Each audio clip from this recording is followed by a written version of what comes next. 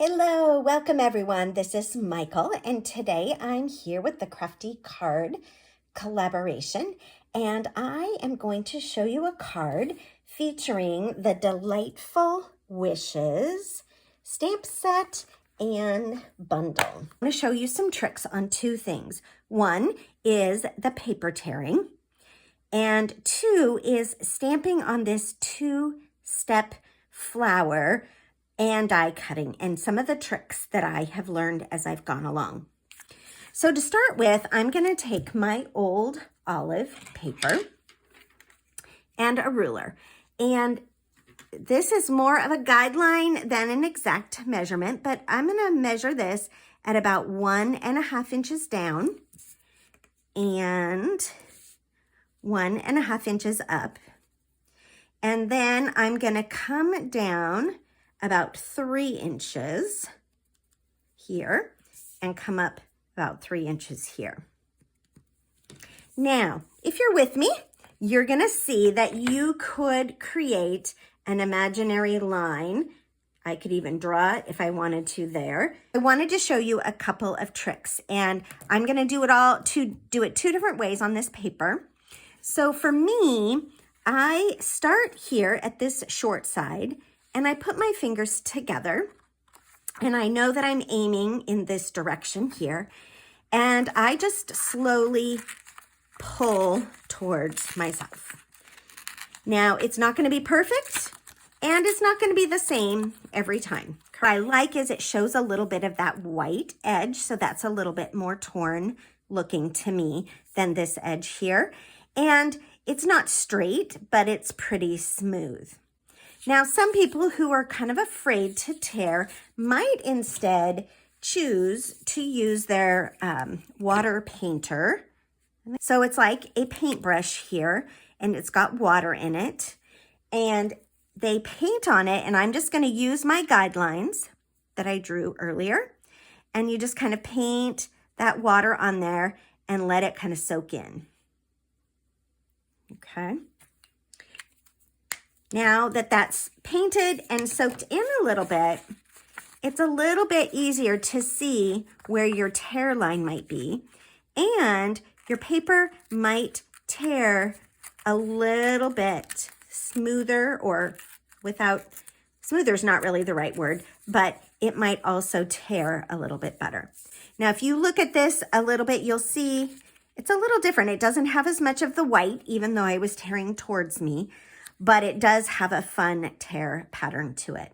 Now, the other thing I like about having it a little bit wet is it's a little bit easier to curl. So if you're going kind of for that distressed paper look here, this one was my wet one, remember? It's just a little bit easier to curl.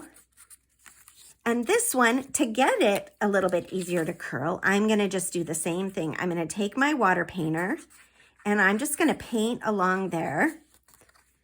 And I'm not adding a lot of water, but enough to kind of dampen it. And then I will be able to also, just using my finger, my thumb is here with my thumbnail, and I'm just moving along like that, and I'm tearing the paper. Now, pretty easy, right? Why are we afraid to tear paper? Also going to bring in my pool party piece. Now, it's a little bit bigger. It's a scrap, and I'm going to tear down the middle of it here. This is the two-tone pool party paper. So this is my dark side, and this is my light side. You can see as I put them together there. Now, let's just use, for this sake, let's just use my water painter. And again, I'm just going to add, I hope you can kind of see the water on the film, but I'm just adding some water along here. And again, if you're afraid to tear your paper, now you're not, but now you're afraid to get your paper wet, right? And then I'm going to just use this, and it kind of loosens the fibers up. And I'm going to start tearing, and really I can almost tear without being right by my fingers. It's just, for me, a habit to keep my fingers together like this and to tear like this. Okay, I still have water on those edges, so I'm going to turn those up a little bit. It gives it a little bit more texture, and the paper's still pliable from that water. Okay, this one had more of a white edge. This is gonna show a little bit different of a white edge. This has the white core to it since it's the two-tone paper.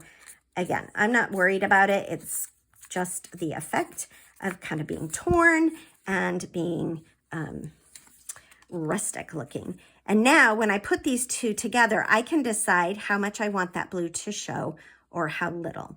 But we'll put this card together in a few minutes. I want to show you now my trick for stamping, now that you are all very confident in your tearing. Now, if you notice on this stamp set that these two flowers, you stamp this and then this over top. I call it two-step stamping. We're also going to stamp this leaf, and then we're going to use this happy birthday. So here is my tip that I learned from one of my downline about stamping. Do you see that black mark that she has put right there? That's on the back of her stamp. It's not on the image part, but it's on the back. And then she lined that up very carefully and put one on this part.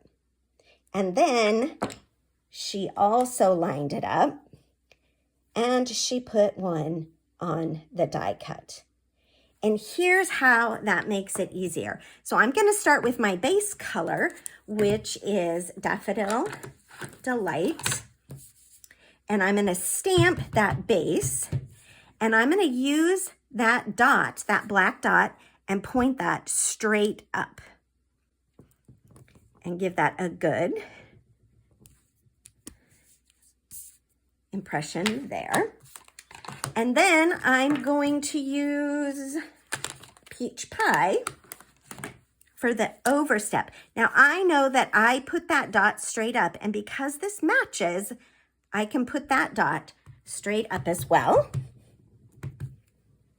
And coming over top, I can stamp that down straight as can be. And now I have them really well lined up, and I didn't have to kind of turn multiple times to see how those two stamps fit together. And again, it's on the back of the stamp. It's a little dot with a permanent, black permanent marker. And then finally, we also put this dot on our thin cut or our die cut. My close to my heart terminology is leaking out. Now by doing that and knowing that that also goes straight up, I know that if I place this on here, and I usually use some washi tape or masking tape to keep this down, it is going to cut out my flower perfectly. And again, I'm not moving this around, trying to figure out where that goes. So by pre-planning a little bit ahead and marking your stamp in your thin cuts, you get a nice, clear way to do that. Now, finally, in looking at this, we're going to assemble this card, and I'm actually going to speed this part up because the assembly comes pretty quickly. I'm going to speed this up, but I'm going to put this card together for you.